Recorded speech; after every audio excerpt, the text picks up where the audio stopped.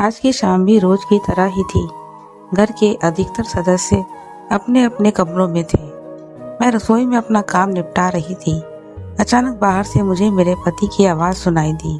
शायद वो मुझे बुला रहे थे। अभी थोड़ी देर पहले ही तो वो जिम से लौटे थे। आखिर उनकी आवाज़ सुनकर गैस को धीमी आंच पर करके मैं रसोई से निकलकर अभी बाहर आई ही थी। इससे पहले मैं उनसे कुछ पूछती, एक जोरदार थप्पड़ मेरे गाल पर आकर लगा। कुछ पल के लिए सब कुछ सुन्न सा हो गया।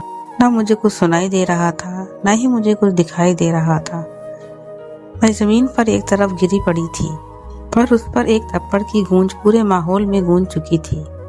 घर के हर कमरे में वो गूंज सुनाई दे रही थी। घर के बाकी सदस्य, देवर और ससुर जी भी निकलकर बाहर हॉल में आ गए। वहीं जहां ये थप्पड़ मेरे गाल पर पड़ा था, वहीं जहां सासू माँ अपनी विजयी मुस्कान के साथ अपने बेटे के पौरुष पर इतरा रही थी। आखिर उनके बेटे ने उनके कलेजे को ठंडक प्रदान जो कर दी। सचमुच आज जब उनका बेटा मेरे गाल पर थप्पड़ लगाकर मुझे कमजोर साबित कर रहा था, तब सासू माँ को अपने बेटे पर गर्व महसूस हो रहा था। आखिर वो उनके दूध का कर्ज जो उतार रहा था।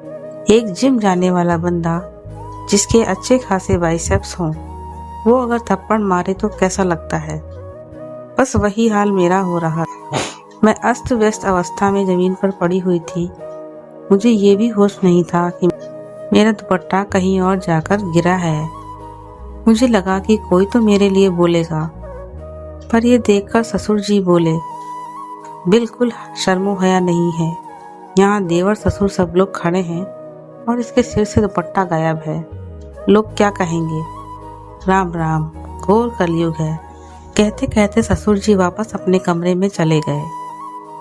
उन्हें इससे कोई लेने देना नहीं था कि इस घर में मेरे साथ क्या हो रहा है।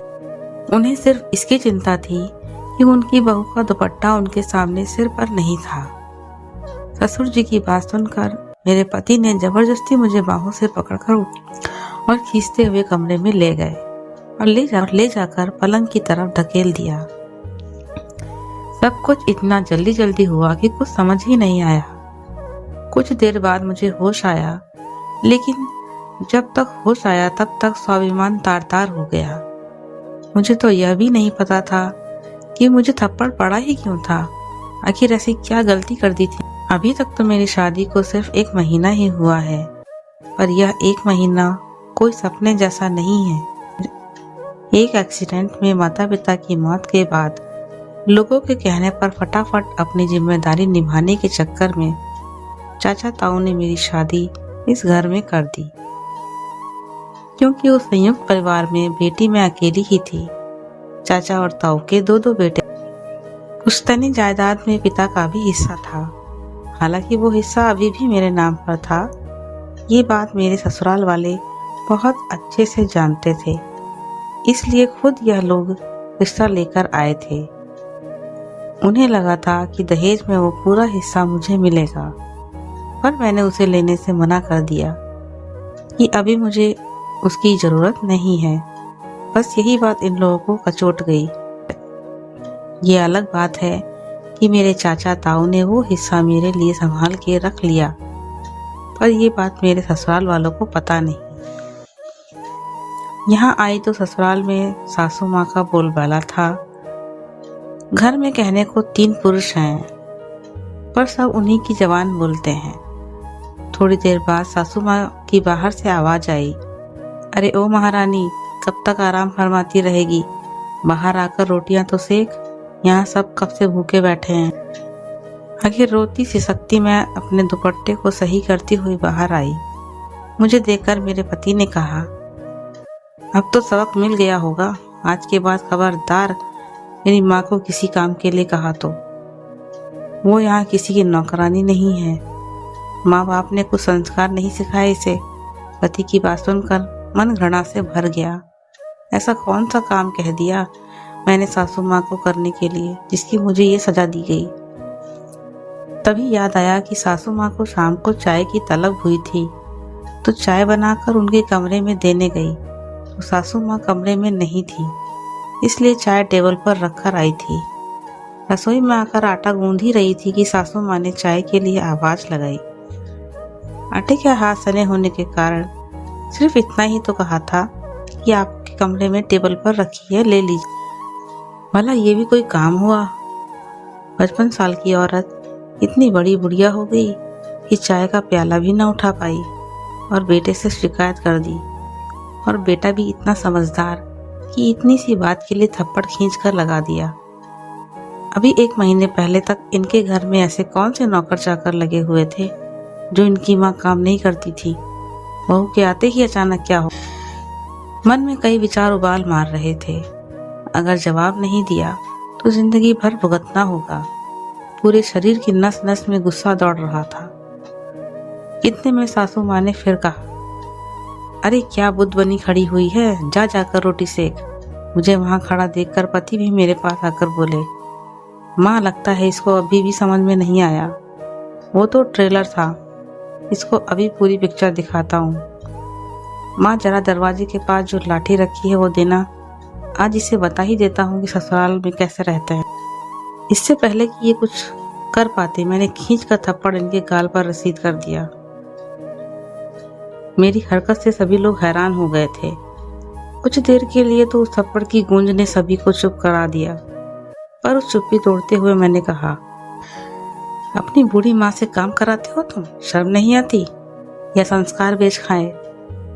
तुम्हारी बूढ़ी माँ ने कुछ सिखाया नहीं तुमको कि ऐसी बूढ़ी औरत से काम नहीं कराते? अरे जिसको 1 कप उठाना भारी हो गया हो उससे तुम लाठी जैसी भारी चीज उठवा रहे हो। मेरी बात सुनकर गुस्से से मेरा अपने गाल सहलाते हुए मेरी तरफ देख रहा था। तभी सासू माँ फुंकार कर बोली, तेरी इतनी हिम्मत कि मेरे बेटे पर हाथ उठाया? कैसी औरत है रे तू? अपने पति की इज्जत नहीं करती, बेहुदा औरत। लोक लाज के लिए ही सही अपने हाथ को काबू में नहीं रख सकती थी। सासू माँ आप तो बड़ी महान है। जब बेटा बहू को थप्पड़ मार रहा था तो उसकी मर्दानगी थी, जब बहू ने पलटकर थप्पड़ मारा तो बेहूदगी। मैं बर्दाश्त करने वालों में से नहीं हूँ। तभी ससुर जी भी चिल्लाते हुए बोले, इसे घर से धक्के मारकर निकालो। माँ बाप तो है नहीं, देखते चाचा तो कब तक घर में रखेंगे। शर्म होया बेच खाई इसने। अरे चाचा ताऊ तो रख लेंगे, लड़की की शादी की है, बेचा नहीं है हमने। हिम्मत कैसे हुई हमारी बच्ची पर हाथ उठाने की? माँ बाप नहीं है तो इसका मतलब यह नहीं कि जो आएगा वो तुम करोगे। अचानक पीछे से ताऊ जी की आवाज आई। पलटकर देखा तो चाचा जी, ताऊ जी और उनके बेटे खड़े थे। उन्हें अचानक घर में देखकर सबकी बोलती बंद हो गई। तभी चाचा जी बोले, हम तो सोच रहे थे कि त्योहार नजदीक है, अपनी बेटी को लिवा लाते हैं, पर यहाँ तो माहौल ही कुछ और है। हमने बेटी मारने पीटने के लिए नहीं दिया आप लोगों को। अरे नहीं नहीं, आपको कुछ गलतफहमी। ससुर जी ने बात को संभालने की कोशिश की, पर ताऊ जी ने हाथ दिखाकर रोक दिया। ले जा रहे हैं हमारी बेटी को, सीधे कोर्ट में ही मिलना। बहुत बड़ी गलती की तुमने इसे बिन माँ बाप की बच्ची समझकर। गलती हमारी थी कि हमने लोगों को कहने पर इसकी शादी जल्दी कर दी। सासू माँ ने अपना तुर्क का पत्ता फेंका। हाँ हाँ ले जाओ, बिल्कुल ले जाओ। घर बैठी बेटी बोझ ही होती है। जब लोग ताने मारेंगे ना तब पता चलेगा। क्या कहोगे लोगों से, आपकी बेटी अपने पति को थप्पड़ मार कर आई है। लोग क्या कहेंगे अब उससे हमें फर्क नहीं पड़ता। अब हमारी बेटी इस घर में नहीं रहेगी। कहकर ताऊ जी ने मुझसे मेरा सारा सामान बंधवाया और उसी समय मुझे लेकर रवाना हो गए। आखिर कुछ दिनों की मशक्कत के बाद मुझे उस घर से छुटकारा मिल ही गया। आज मैं अपने आगे की पढ़ाई कर रही हूँ और जब तक आत्मनिर्भर नहीं हो जाऊंगी तब तक ताऊ जी और चाचा जी ने मेरी शादी की बात करने से मना कर दिया। दोस्तों उम्मीद करती हूँ आपको हमारी कहानी पसंद आई होगी। कहानी पसंद आई है तो वीडियो को लाइक करें, चैनल पर नए हैं तो चैनल को सब्सक्राइब करें और हाँ, नोटिफिकेशन बेल को जरूर दबाएं ताकि अगली अपडेट सबसे पहले आपको मिले। Thank you.